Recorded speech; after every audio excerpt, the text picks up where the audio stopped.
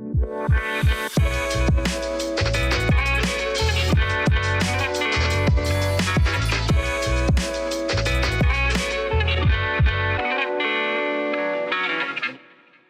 back, loyal pop culture fans. This is made possible by Pop Culture, the podcast, and I'm your host and producer, Danielle Turchiano. And no, your eyes are not deceiving you. This really is another episode about the Scream franchise. If you've been with this podcast for a minute, you might remember that last season I did a special Halloween episode. It was basically a roundtable where I invited a few journalists, a few friends onto the podcast to discuss the first six films in the franchise and then speculate a little bit about what the upcoming seventh film might be. I have to say, it got a little unhinged. I admit that. We lost the thread. I definitely threw away all of my notes in order for the episode. So if you were a little scared off by that loose structure, I don't want you to be worried about this episode because today's guest is journalist and author Ashley Cullins. She's an expert on Scream. She wrote an oral history a few years ago now for the 25th anniversary of the first film. And now she has a new book, Your Favorite Scary Movie: How the Scream Films Rewrote the Rules of Horror. It's out now, out everywhere. She's going to help me keep the wheels on this track. So, Ashley, thank you so much for coming on. Thank you for having me. Of course, I was very excited when you said you wanted to do this because this book, I read a lot, and this book, my friends and I kind of passed around in a way earlier in the summer. I do want to say up front, we got an advance copy. We're not the crazy people that were able to get this at midnight on the drop day, read it, and then do this interview and turn around this podcast immediately. But we got advanced copies because we're all obsessed with the franchise. And I will say, I personally went in with maybe a little bit of trepidation of like, what is the tone of this book going to be? Is it a celebration? Is it an expose? How much will I learn? I want to start with you there because you were a fan of the films. What was the most important thing for you about the tone of the book to get right, I would say? Okay, so before I answer that question, I want to know what you think. Like where did it land for you with the tone? And then I will tell you what I was going Oh, for. I really like I really like the investigative stuff that you did in terms of the interviews and all of the, not just talking to people who worked on the film, so it's not just a puff piece. You went to other people in horror, you went to people in like academia and kind of got different sides. And I thought that was really smart. And I also think it was really smart that it was not an expose in the sense of you did talk about the things that went wrong. There was a whole department fired off the first movie that maybe a lot of people didn't know about. And you got those interviews and you talked about people's reasonings, but you didn't harp on it. And I think that was smart because I think that's what the fans of the movies want. Like you want the insight, but you still want to love this thing that you've always loved. You don't want so many things that you learn now to tear down the thing that you loved. I love to hear that. I do. Because a lot of people have used the word love letter in their reviews of the book. And I feel like in a lot of ways, yes, that's what this is. I would not have written this book. I would not have spent 3 years of my life on it if I did not love Scream. But also, I am a journalist, right? So I didn't sugarcoat things. I didn't avoid uncomfortable conversations. So I wanted to show the full picture of this franchise. And in a lot of ways, the story of the franchise sort of mirrors the arc of the movies, right? Like it starts off in an unexpected way and it has a relatively happy, if not bittersweet ending with some dark and funny moments in between. And I really wanted to get to the heart of all of that. And then the other thing I wanted to avoid was getting too bogged down by the details because when you're dealing with 30 years of history of anything, especially something that has a really passionate fan base who like wants to learn everything, you're not going to be able to include everything unless you write a literal encyclopedia. And so I had to keep reminding myself, like, all right, this isn't bar trivia. This is, the story of these movies. And the best way I could think to tell that was to let the people I spoke with really drive the conversations Sure. and focus on the things that were most significant to them. And I think that that really paid off. Yeah, I think so too. I think that's also your background, right? Like being a journalist, half the time that is what you do. You may go in with a certain story that you want, but if you're actively listening, you're gonna follow what they're saying, follow up on what they're saying, and maybe get a better story. And that's, I think, something that maybe gets lost in certain areas these days, but I think that's also maybe why somebody wanted this book because they knew, oh, we're going to get stories from people that matter and also stories that maybe people haven't heard before because, this franchise started almost 30 years ago now in 1996 when like it wasn't that easy, even if you were a huge fan and wanted to get what happened behind the scenes on that first movie, like it wasn't that easy to get that information. Yeah, it's one of those things where the way that I've always approached journalism, even back when I was in TV news, I'm not the important person here, right? Like the people I talk to are the important people. It's their story. So I always start with the quotes that I like, the things that I find compelling, the things that I find interesting, the things that I find heartfelt or funny. And then I find a way to weave it together into a narrative. And it probably takes longer than it would if I started with like a, okay, here's what I think the story is. Let's plug in things where they make sense. But it's not the way that I like to tell stories. And I feel like my editors in my day job journalism life probably get a little annoyed with me because I'll pitch things and it'll just be like a paragraph of questions. And it's like, well, what's the angle? I'm like, I don't know. I won't know until I talk to people. Right. So it's an interesting process. And thankfully, I was so fortunate and that so many people were just generous with their time and their energy. And I I'm still blown away Yeah. by all of that. And it was truly like it's a lot of work, but it was a fantastic experience. Yeah. Okay, so before we get into too much of the experience in the process, I do want to go back because you used the word love letter a few minutes ago. You said that that's what a lot of reviews are saying. And then you also then just said, as a journalist, you don't put a lot of I in. And I love that. But I want to, if I can, I want to read a little bit from the intro of your book because you did really set up, I think, smartly why you're the right person to write this book because there is a little bit of an I in the beginning. And then you go into everybody else's story. So, for those of you who don't have this book yet, I'm not spoiling much. This is literally like the first paragraph from the introduction, but it starts with Scream was my first favorite movie. I was 12 when it came out, and I watched my VHS copy so many times I had nearly every line of dialogue memorized.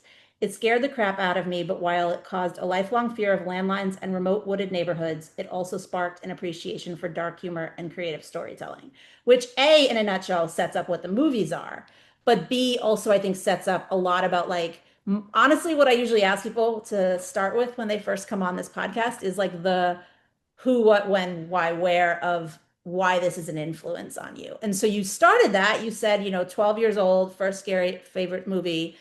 I want to dive in a little deeper if we can in terms of when you first saw Scream that time, thinking back what it was that made you want to turn it on at all, and then what it was that made you say, this is my favorite movie.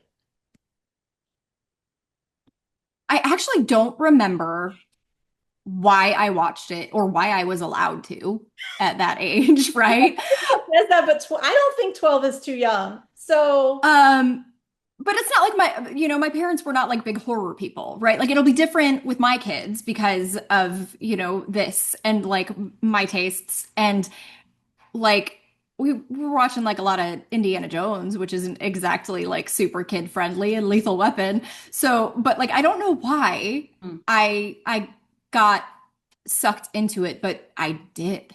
And it's just like that particular time period, right? Like being a preteen in the mid 90s, these characters were just a couple of years older than me. That's the age where like you're super impressed by high schoolers. Teenagers are like the coolest.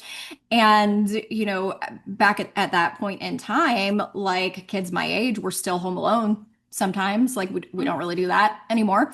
But caller ID wasn't a thing. Landlines were your only option. And so there could be something creepy about getting a weird phone call home alone, but it wasn't all that like extraordinary until this movie came out.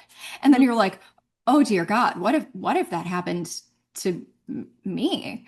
And the first scene of Scream is just so shocking.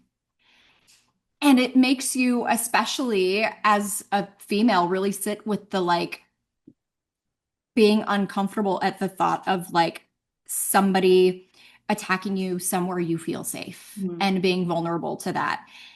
And then the other thing that I loved about it then and still love about it now is that it's funny and it's a mystery. So it makes you laugh, it makes you think. It's not just like sitting there terrifying you for the whole experience because like I wouldn't have enjoyed it then. Wouldn't enjoy it now. Like when I sit down to watch a movie, even a horror movie, I don't want to be only scared. Sure. I Yeah. want to be scared and Scream was the first movie that really did that in a big way. Yeah, I was just gonna say I do wonder how much of the I want to be scared end is because of a movie like Scream, because it taught us that you could be more than just scared. And so now it raised the expectations for what it should be or what it could be. And so now even if a scary movie doesn't say it's going to do anything other than scare you, in the back of our heads, we're like, oh, we wish it did. I Yeah. don't know. That might be me. I might also, I was not a huge horror fan before Scream. It wasn't necessarily anything I was like actively avoiding, but it was, I grew up very, I don't think sheltered is the right word. Just, I was censored in what I was allowed to watch. And so like the fact that I was also allowed to see Scream, I didn't think it was that weird because I didn't realize, I think, how gory it would be. Looking back on it, I'm kind of surprised I was allowed to see it, but then that kind of opened the door for me in terms of, well, what is other horror doing now or previously? And it like kind of, I kind of had my education backwards, which is why it was so interesting, especially talking, reading the people you talked to for the book, hearing them talk about influences or prior projects that kind of, you have to go beyond. You can't just do the same thing somebody else has done. I do want to dig into something though, in terms of when you wrote the line about wearing out your VHS copy. What were you looking for when you're watching it over and over again? Is it purposely memorizing like the funny dialogue? Is it like looking back to see could I have picked up on the clues? Do you remember what it was that like kept you coming back to the same movie that for that first movie? That's just kind of how I am. Like when I find myself very interested in something, I just want more of it. Okay. And so I don't do it as much as an adult, but like I've also seen Billy Madison 100 times. So it's just, it's wanting to have the experience again. And because it's a mystery, like the experience isn't exactly the same from times 2 through 100, but it's still really enjoyable. And, I wasn't like sitting there trying to memorize dialogue, but some of the lines just stick with you. Right. And yeah, I just wanted to feel the way I felt when I watched it again. Was this something you were doing alone, or was this like, oh, I love this movie so much, I'm sharing it with friends, with family? Did you have kind of like a community that you all watched together? Yeah, I watched it alone. I watched it with friends. I remember my dad seeing it for the first time and he thought it was a comedy. And I was just like, well, yeah, I kind of, but so it was he really liked Stu, still does. Sure. And I mean, there are people bleeding to death over there. So when you were watching, I guess you were watching it in real time, right? Like when because you said you first saw it when you were 12. I don't know how old you are. I'm not necessarily asking how old you are, but I'm assuming you watched it in real time in the sense of like it just came out. I'm watching it, then I'm learning in real time that there's going to be a sequel and a trilogy. yeah, this would have been, I don't remember the exact month, but VHS was the following year. So it would have been, sometime within a year of it coming out before Scream 2 came Right. out. And so the rest of them, Scream 2 and Scream 3, I saw when they came out. Scream 2, I still wasn't quite old enough to see it in theaters. Scream 3, I saw in a theater. Scream 4, I actually did not see for a very long time, just because I was in grad school, Yeah, I I mean, think. it was I was just like busy and later. not watching movies when it came out. Um, but yeah, the first that trilogy, like it was all in real time. So what were your feelings when you heard about the sequel, having loved the original so much back then? Were you on board or were you like, you're going to ruin my favorite movie? With five, No, you no, mean? no, no. Oh, With with the sequel of oh, the Scream two. 2. Okay. Yeah, back then when you were like, I'm wearing out this VHS of Scream 1. I love it so much. It's my favorite movie. And then so many people are like worried about sequels. Were you worried then or were you excited? What was the general? No, yeah, excited. Yeah, like I wasn't, I don't think like at that age I was really thinking about things that way. Okay. Right? Like there wasn't a sense of ownership. There wasn't a like, oh, I love this thing. Like they better not ruin it on the next one. Like I just didn't, I'm still not that kind of person. Like that's not how I think. But it was just, excitement. And then the fact that they sort of took the opening and just flipped it. I still, to this day, every single time I use a restroom at a movie theater, think about Scream 2. Every time. I mean, I will say, I said this the last time I did Scream on the podcast, so I don't know if people are going to get mad that I repeated it. I will say that I was surprised by that scene, less so for the violence and more so because I saw it from a point of view of like, oh, are they like sexualizing things in a way? Like the weird noises he's like eavesdropping on. And like, I didn't think you could plunge a knife through the barrier. So I was like, is there a glory hole there? Did he plunge a knife through? Like my brain went to weird places that a teenager's brain shouldn't have went to, probably.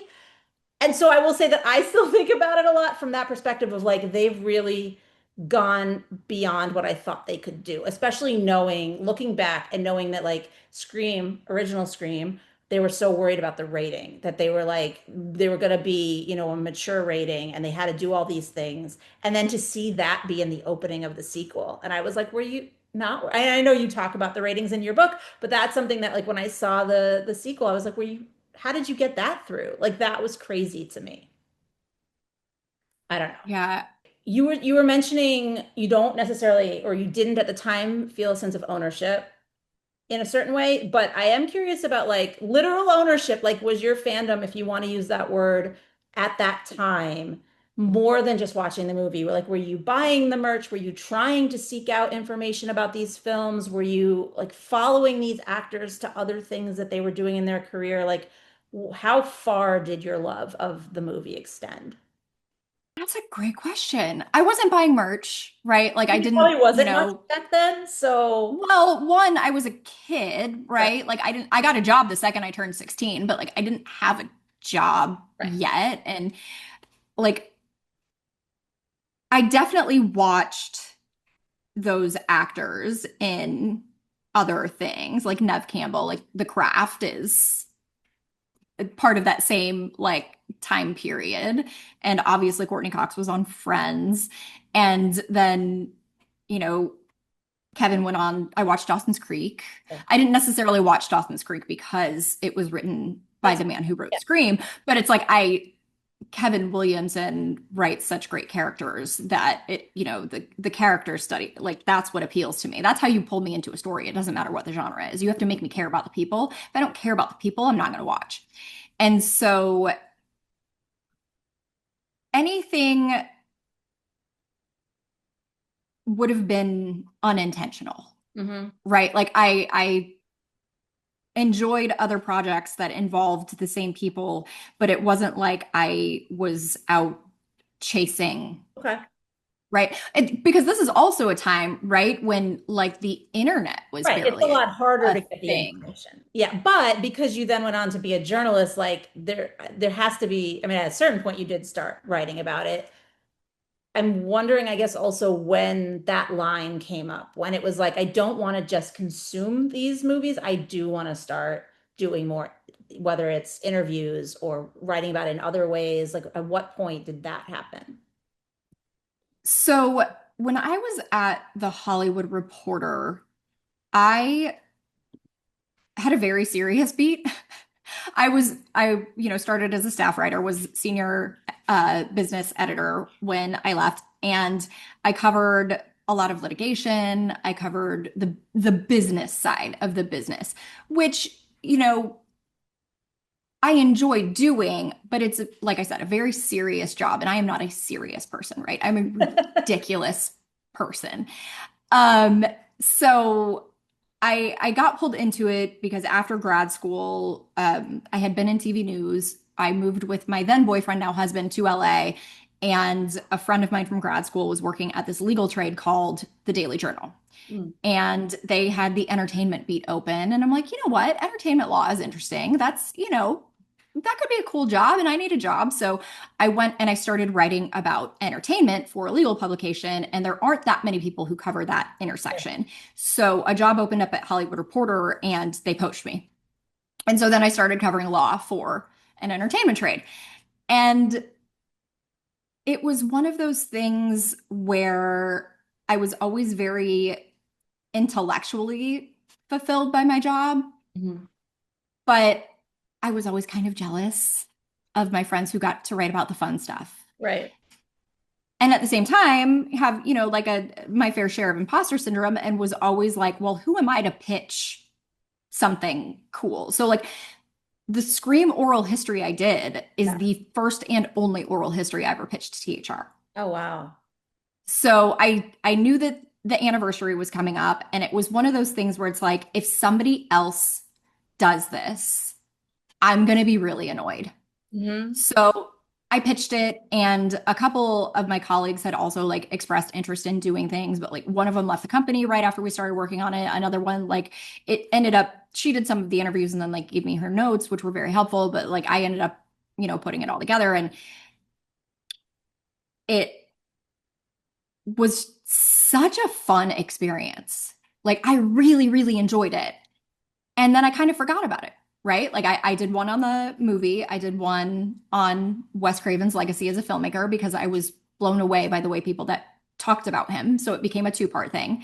And then I was just kind of like, okay, that was great. Moving on back to my day job. And then my now agent cold emailed me. And I was super pregnant at the time with my younger son, and he wrote the best email I've ever read in my entire life and essentially convinced me to write a book. Okay, And that made a so, lot of people really jealous hearing you just say that. There are so many people I feel like that would die to write books about pop culture things that they've loved that like one person's going to be the one to do it, right? You got the Scream book. Sam Highfill at Entertainment Weekly just did the Vampire Diaries. Like, there's I feel like there's going to be so many people that are going to be so mad you got a cold email.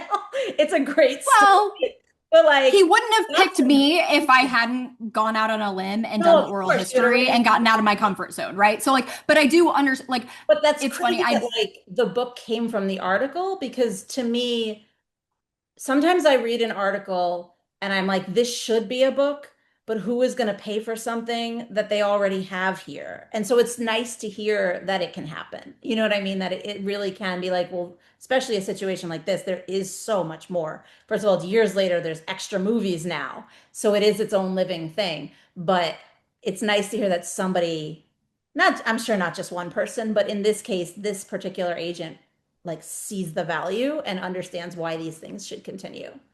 Yeah. And that's part of the reason why I didn't do the book as an oral history format is because I'm like, I've already done that. I don't want to repeat myself. And also, if I do that, then, Wes Craven is no longer with us. Right. I can use archival quotes from Wes. And there are a couple of those in the book, but for the most part, I didn't pull quotes.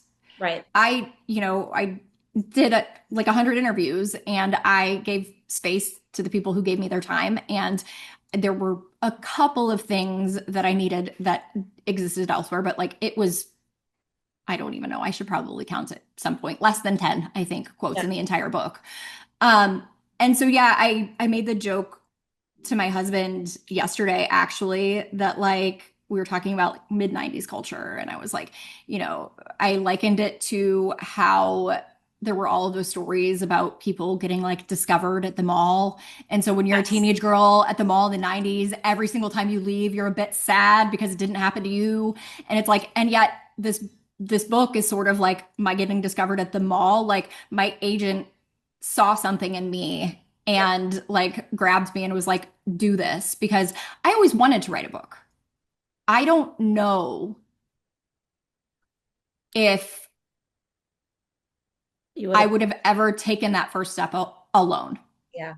And I don't want to devalue it. I'm not trying, I don't think it is the Oh same. no, I think it's amazing. I'm like the luckiest person on the planet as far as I'm concerned. Yeah, and I don't want to, I don't even think it's the same as being discovered at a mall because like you did the work. You put in the work for that oral history. It was a great piece, and that's what made this happen. Like it's not just you walking by like looking.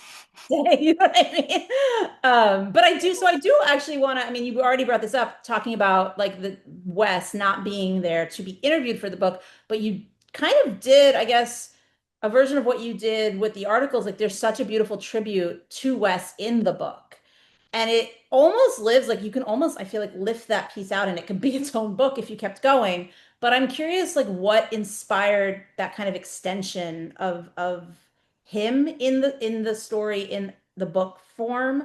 When you're, especially when you're like, I'm assuming trying to maybe have the same amount of material per film in the book, and then you have all this extra great stuff about West. Did that really like add to your workload in a way that you weren't expecting?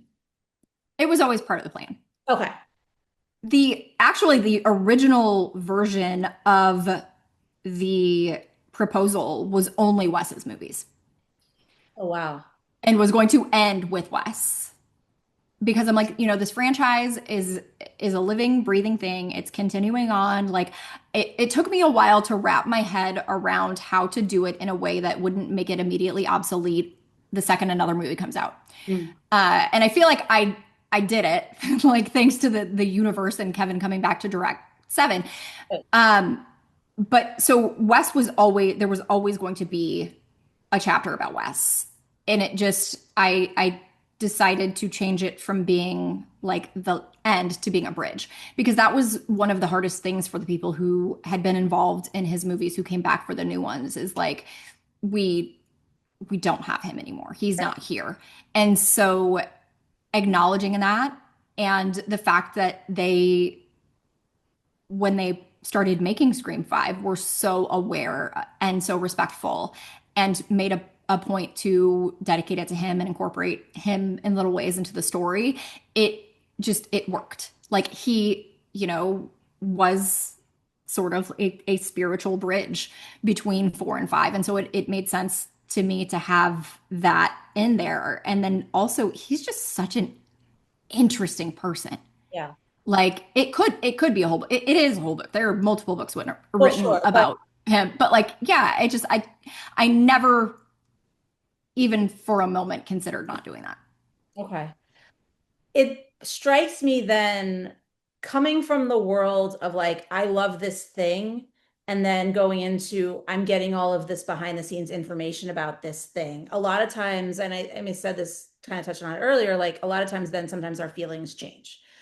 I'm curious if there was anything that you learned through the process of writing the book that did make you feel differently about something in any of the films, and it could be good or bad. Like I'm not asking you to like, you know, crap on the thing that you love, but I mean, if there's something that you learned, getting that extra insight, if that really altered how you thought about a piece of the franchise or a specific project.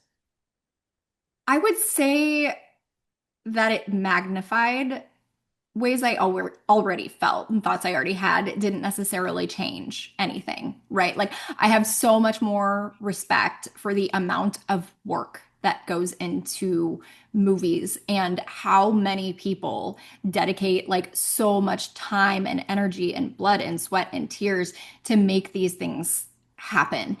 And it made me appreciate Scream more. Mhm. It didn't really change the things that I heard, that were maybe surprising in one way or another, whether it was a positive surprise or a negative surprise, like didn't really change the way I felt about anything. It just made it more real. It made it more human. It's a good way to look at it. Something I will say surprised me very much when you interviewed Ryan from Blumhouse. There's a quote in there where he like says he hated Scream 4. He calls it like a bad episode of TV. And he also called the end of Scream 6 like a stabathon, which I do agree with and think is ironic. Um, Stuff like that. Are those pieces that you were surprised they were willing to go that candid, to be that honest? No. And I don't know if it's because of the people that I talk to or if it's just me being like extremely Midwestern and Okay. like easy to talk to.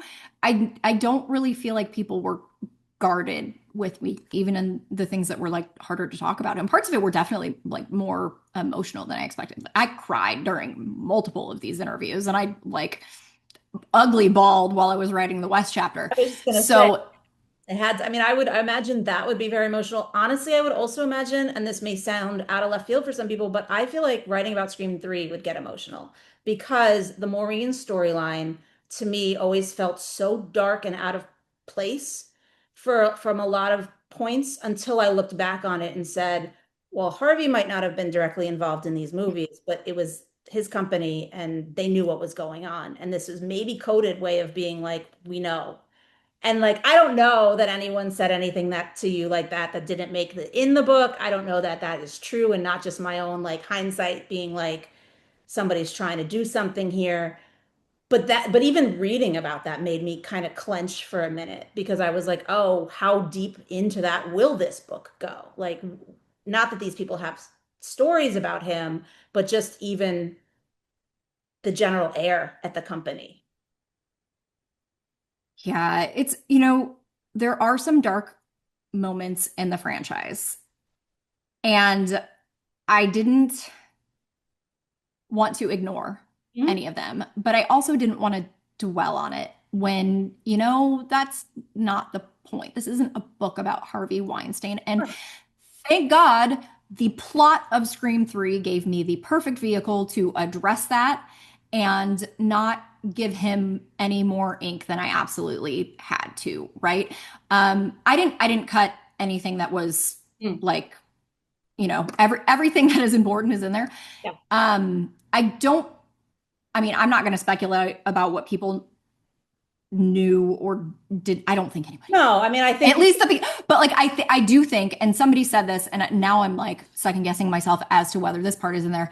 Um, but that was just like the way they treated women in Hollywood oh back yeah, then, yeah, yeah. Harvey aside. So like even if they didn't know specifically what this one man was doing, they knew that bad things were happening and they called it out.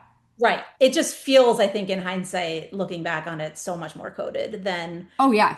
I would have thought at the time. I wasn't in Hollywood at the time. So, you maybe heard whispers of, again, the generality, but not the specifics.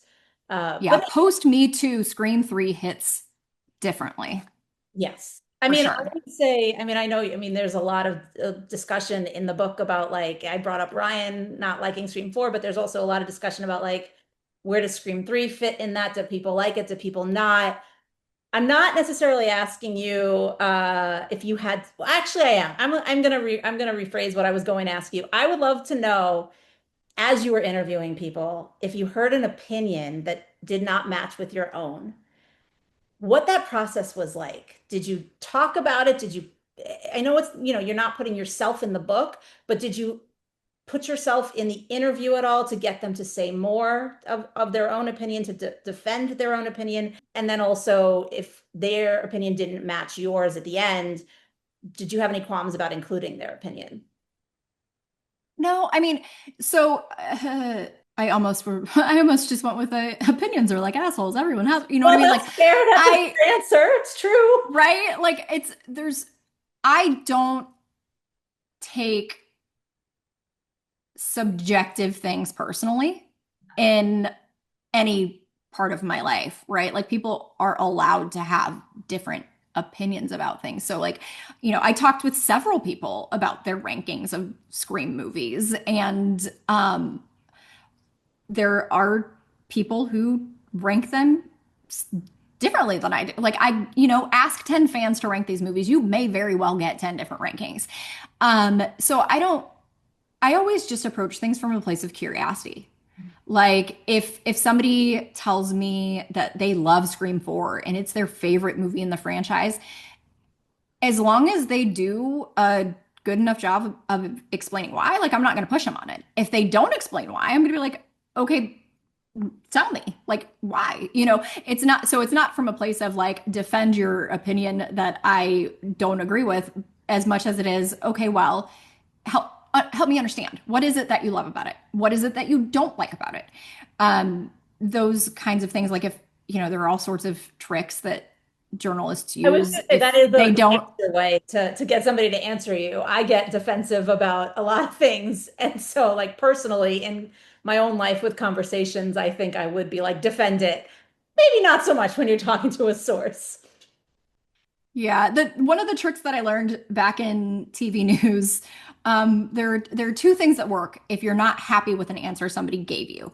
Um, and in my work, I'm only ever not happy if it's not substantive enough. If it's too short, if it's, vague, if whatever.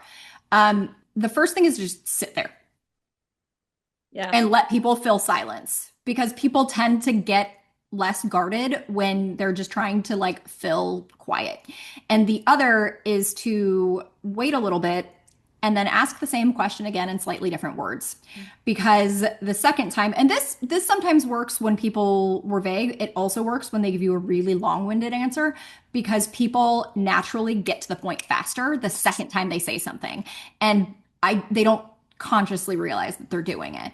So those are like sort of the things that I did when I'm like, okay, well, I either need you to say what you just said in 5 minutes and 30 seconds so that I can actually use your quote because I like the idea under it, but how am I going to cut that down in a way that makes sense? Or I need you to be a little bit more open. And so I'm just going to sit here and smile at you on Zoom and let you keep talking because you will, because people hate silence. I think a lot of it too is, and I don't know if you found this because you did so many interviews for this book, but I would imagine that in a situation like this, maybe they do or don't know who else you're talking to, and maybe they want their voice to be the loudest one in the room.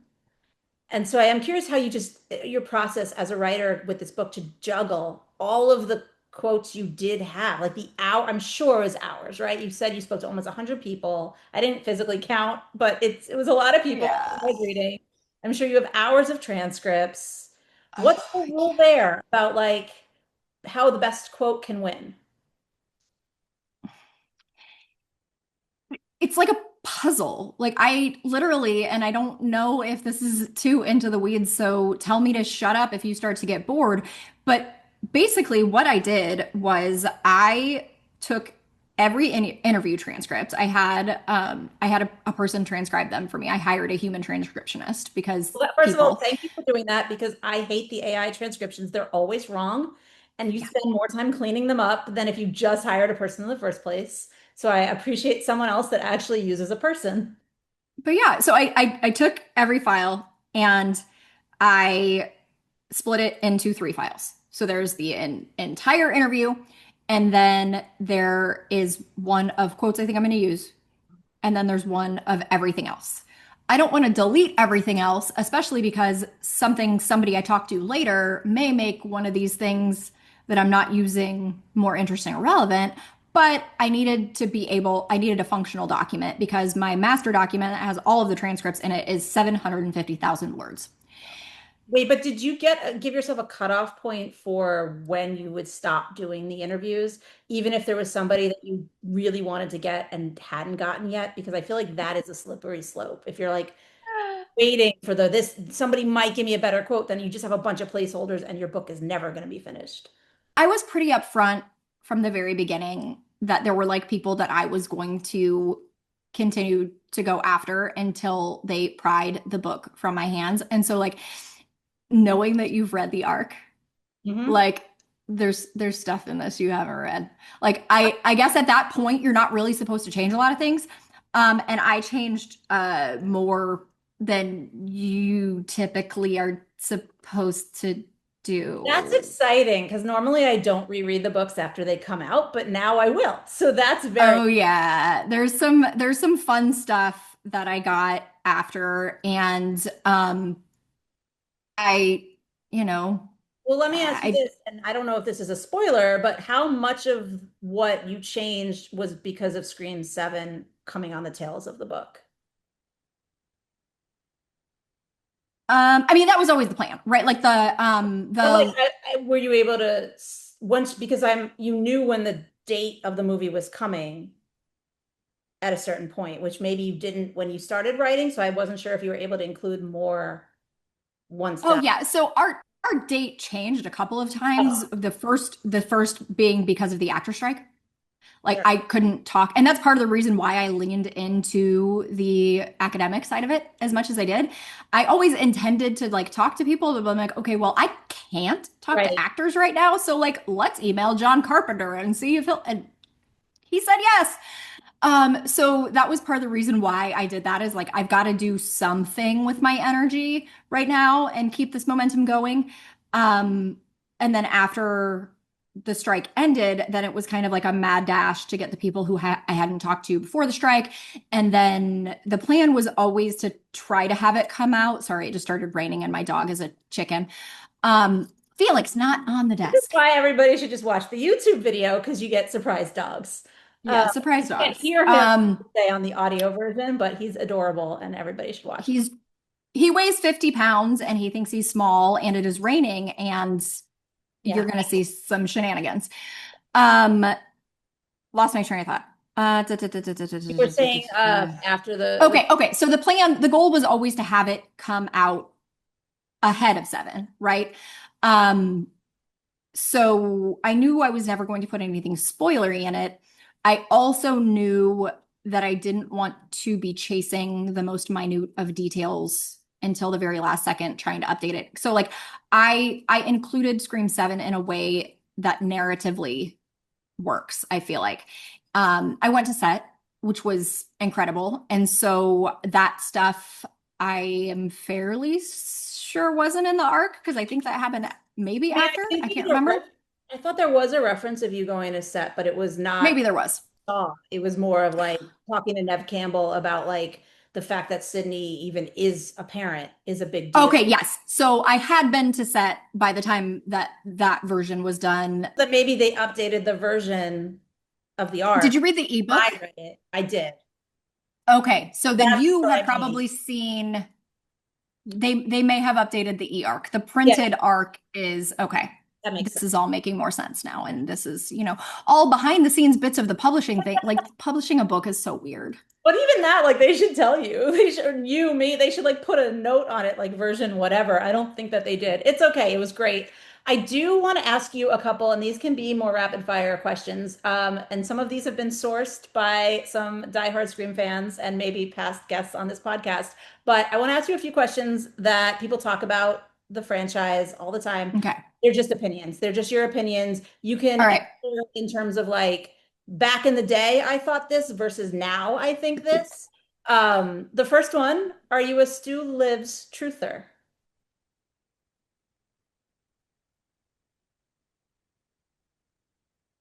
I didn't think this was going to be the hardest one. Oh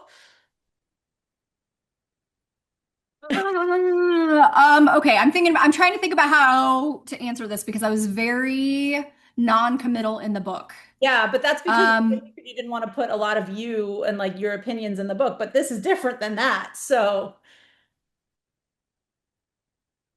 I called him Schrodinger's serial killer, which is like one of my favorite things in the entire book. And so it's one of the, he's either alive or dead. Like right. I guess what I would say is let's rephrase it. Not are you a truther that he's definitely alive? Would you want him to be alive? Would you want to see that character pop up again? I mean, Matthew Lillard is incredible. So like put him on screen in literally everything. Like, but I think the TV killed him. Okay, great. Do you think Dylan Minette's Wes Hicks was a worthy namesake of Wes Craven? I think that Wes would have loved that scene and the tension in that scene. It was just one nonstop like bundle of nerves, misdirect after misdirect, and I think that he would have appreciated that. Do you think the same is true of the character of Wes? Like, do you feel like the character of Wes? I mean, and this may be hard to answer because I don't know if you've ever interviewed Wes Craven before he passed away, but was the character of Wes Hicks like a good interpretation slash what's the word I'm looking for? Oh, I just lost it. I guess follow up to Wes Craven. I mean, I don't know that that was the goal, right? Like they weren't trying to make this character Wes, but like they, to do the cheers and to like honor his memory, like they had to kill a character named Wes, and there are only so many characters in that movie who die. And so it kind of had to be that character named Wes, right? But like I think the actual death itself, the fact that they also killed Judy Hicks in broad daylight, like I think that Wes would have liked that whole sequence. You just brought up a great point, and one of my questions, you did say that not a lot of characters die in that movie. That has been my gripe with recent Screams. There's not enough death. So, which character are you most disappointed did survive out of any Scream movie?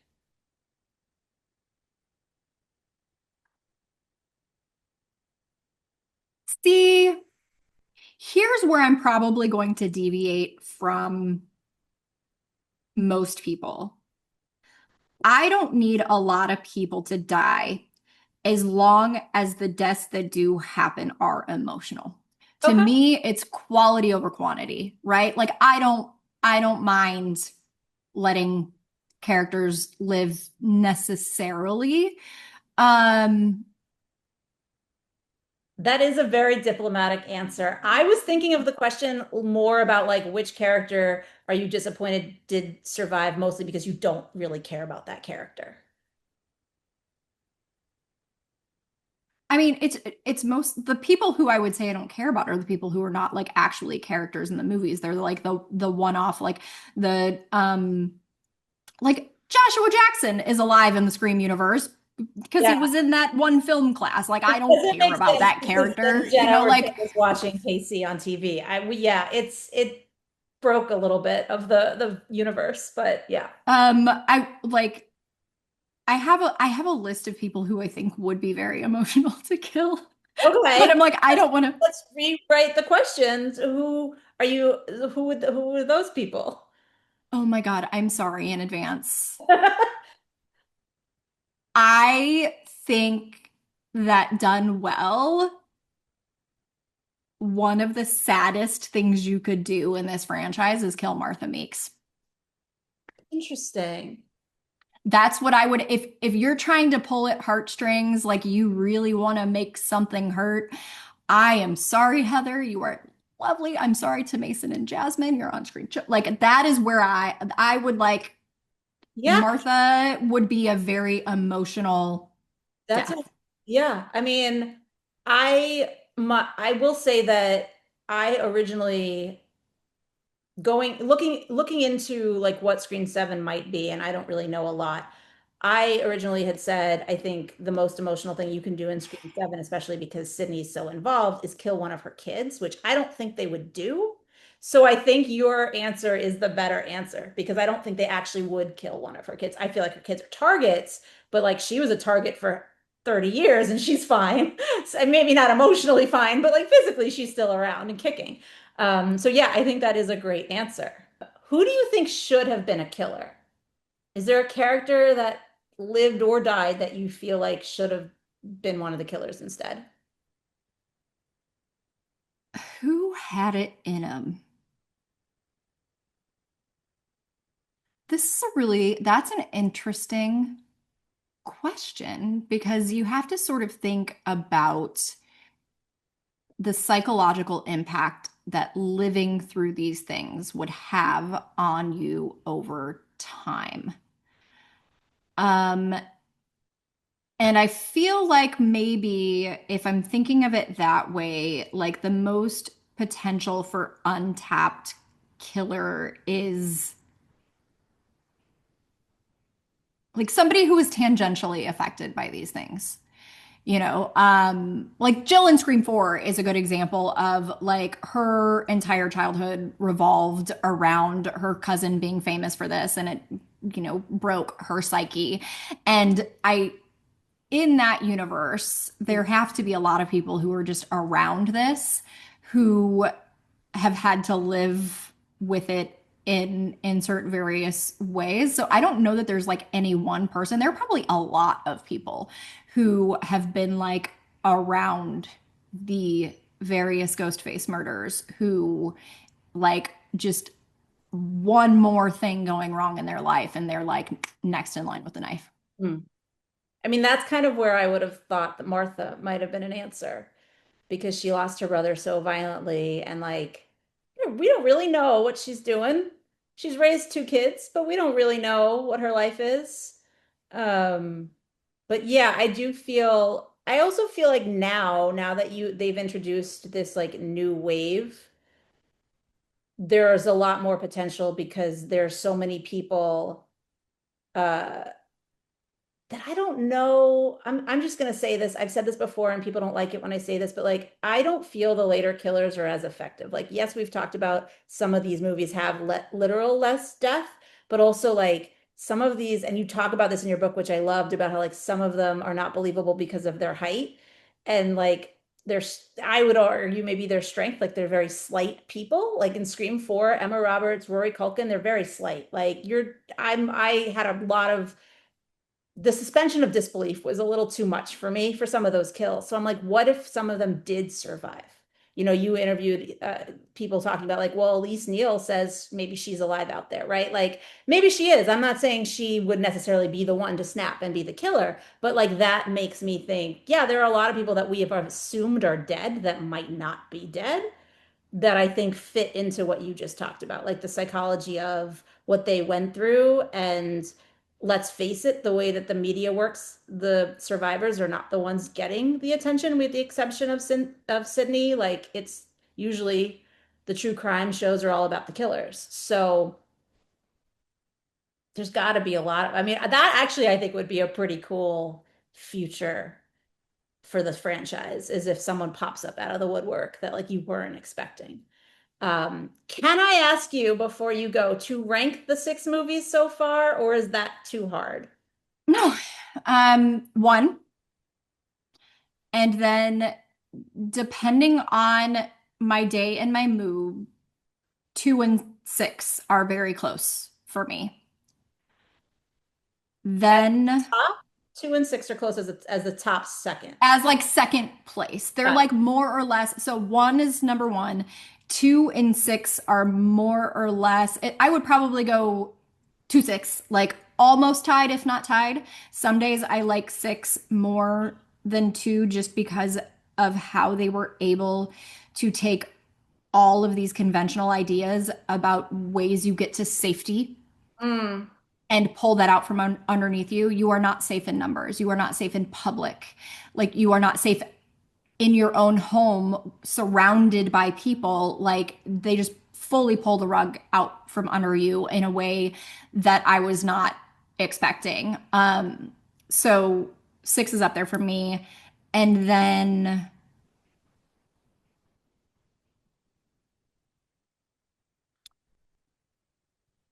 5, 4, 3. whoa. That was And it's not that three is the movie I like least okay. because I like Scream 3. Okay. It's fun. There's a lot going on. The characters are great.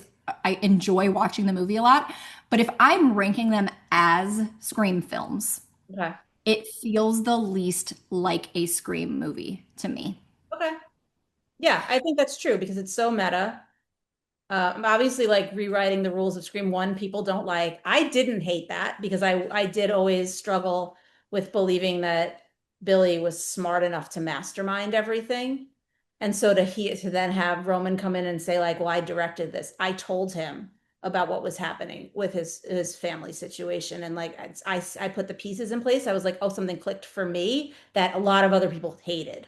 But I was like, and I still believe the psychology works. I still believe that like Stu is a sociopath who got triggered by somebody, and then like, or, sorry, Billy is a sociopath who got triggered, and Stu is along for that ride. And like, to me, it didn't upset me. But I understand when people don't like it. I do, and I Yeah. do agree with you that it doesn't feel the same in, I would say, even tone. Like, I think it's a little bit more slapsticky, even in some of the. You notice the absence of Kevin Williamson. Yeah, yeah, you do. I mean, So like it's not that I don't like it. I like all of these movies, but something's got to be at the bottom. And if I'm ranking them as Scream films, Scream 3 feels the least like Scream to me. yeah, that's fair. Your Did turn. You do it. Now you said your rankings change day to day, but did they change drastically after writing the book and like getting all of the insight from people in terms of how these things came together and why? No, but I feel worse about having to put any of them at the bottom, right? Like it didn't change my opinions or my ranking, but it makes me feel worse about putting 4 and 3 at the bottom because like people worked really hard and really love these movies and there are fans that really love these movies and they are great stories. So like I just, I don't love having to rank them, but I will. I mean, listen, I think that is a nice way to feel in terms of like, we all know a lot of hard work goes in. We're not trying to disparage the hard work, but we also can say sometimes things are not up to standards, and that's okay too, because then it just tries, I think, I hope it just challenges them for the next batch to like, we don't want people to put ours at the bottom. So what can we do to make this the best next movie it can be, even though it's seventh in line of a franchise for 3 decades. The other thing that I think about when I'm having conversations like this is there are people who don't like 5 and 6 because they're different Hmm. than the first four in tone. There is a more stabbing, like the world is different.